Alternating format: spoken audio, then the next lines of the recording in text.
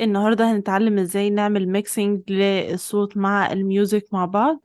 وليكن ان ده التسجيل بتاعنا اللي احنا هنكون لسه عاملين له ريكوردينج او هتكون جايبينه من الفايلز هنا لو هو جاهز عندك اوريدي. في حاجتين تقدر تعمل بيهم ميكسينج. ممكن نضغط هنا على التراك ده نحدده كده بالماوس، وهنعمل insert into multi track ونفتح new multi track session دي. وهنظبط طبعا اللي هنا ده هنسمي نشوف اسم الفايل، هنكتب اي اسم بقى انت عاوزه براحتك. وتاني حاجة طبعا اللي هو اللوكيشن محتاجه يتسيب في انه مكان، في دوكيومنتس، في داونلودز، في اي مكان طبعا بتعمله براوز زي ما شفنا قبل كده، وبتقوله اوكي. بيفتح لك الشكل ده. التراك الاول ده بيكون بتاع التسجيل بتاعك، والتراك التاني اللي احنا محتاجين نحط فيه الميوزك.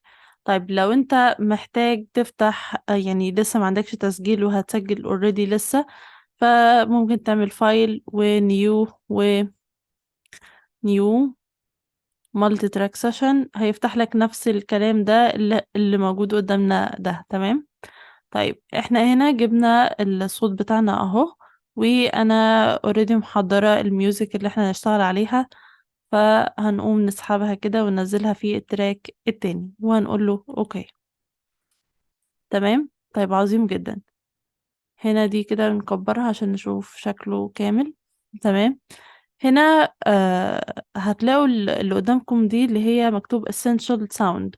لو المكان ده مش موجود، لو الاسنشال ساوند مش لاقيينها عندكم، هتروحوا تفتحوا ويندو وهتلاقوا عندكم هنا essential ساوند اهي، عليها علامة صح. لو مش موجودة علامة صح دي فانتوا هتحددوها. انتوا شايفين كده ان هي اختفت، فعلشان نجيبها بنروح نعمل عليها علامة صح عشان تبقى ظاهرة قدامنا. طيب انا هنا محتاجة اعمل حاجة، محتاجة اروح اقوله ان التراك الاولاني ده هو التسجيل بتاعي، احدده له كده، فاروح اقوله ان ده الديالوج. وعاوزة اقوله حتى هتلاقوا علامة اللي هي يعني شكل محادثة كده، او الديالوج اللي كانت متحددة هنا ده، ان ده معناه ان ده التسجيل بتاعي. واروح على التراك التاني واقوله ان ده الميوزك. طيب انا هستفيد من كده ايه؟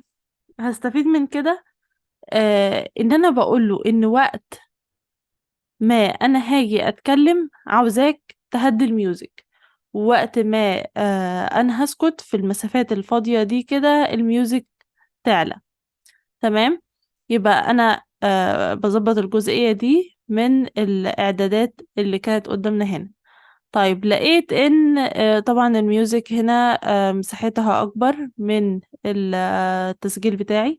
بروح على علامة الريزر او الموس دي، وباجي هنا واقص براحتي اي حاجة انا عاوزاها، واروح على السلكشن تول دي واعمل دي امسحها ديليت من الكيبورد عادي جدا. وبظبط الصوت بتاعي، بفضل اسمع وهكذا. طيب في حاجة، لو جينا نضغط على دي كده هيظهر لكم المربع اللي هنا ده كده. ده انت لو حركته كده هتلاقي ان دي بتتحرك اهي معاك، معناها ان من تحت كده ان الصوت بيكون هادي وبيبدأ يعلى معاك. فدي لو انت عاوز تبدأ ان الصوت يبقى هادي هادي شوية كده ويبدأ يعلى معاك لحد ما يمشي في التراك عادي، او العكس يعني، ده اللي هو الفيد ان. وفي الفيد اوت اللي هو بيكون في الاخر ده برضو. ده لو جيت تعمله كده هيكون اللي هو الصوت عالي او الصوت الطبيعي بتاعك، وهيبدأ يهدى يهدى يهدى لحد ما ينتهي، معنى كده ان التراك بيخلص.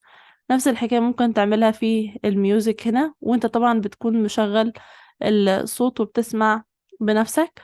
تمام. لو محتاج انك يعني تخلي مثلا الميوزك هي اللي تبدأ الاول قبل التسجيل، بتحرك دي كده بس شوية وبتشغل التراك بتاعك عادي وبتسمع. تمام.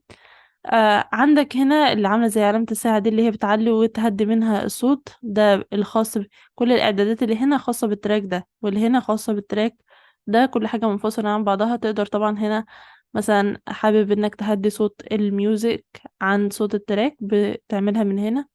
او في الميكسر ده لو جيت تضغط عليه هنا هتلاقي ان التراك الاولاني ده الخاص بيه التسجيل، تقدر تتحكم فيه، والتاني ده الخاص بالميوزك. تمام. تقدر برضو تغير فيهم حسب ما انت سامع والصوت يكون عندك عامل ايه. ودي كده الخطوة الأولى بالنسبة للميكسينج بتاع الميوزك مع التسجيل بتاعك، ولما تحتاج انك تعمله exporting بتروح عند files وبتعمل export، بس بدل ما تعمل export فايل المرة دي هتلاقي multi track mix down، وهتختار entire session وهتظبط الاعدادات بتاعك، الفايل نيم بتاعك هتسميه ايه، وده طبعا اللوكيشن هتحطه فين، وخلي الفورمات بصيغة الويف علشان يكون بجودة عالية. وبعد ما تسيبه ابقى روح حوله عادي من على جوجل او اي برنامج عندك من ويف ل MP3، وبعد كده هتقوله اوكي، وكده يكون اتسيف معاك المالتي تراك سيشن اللي انت عملته ده.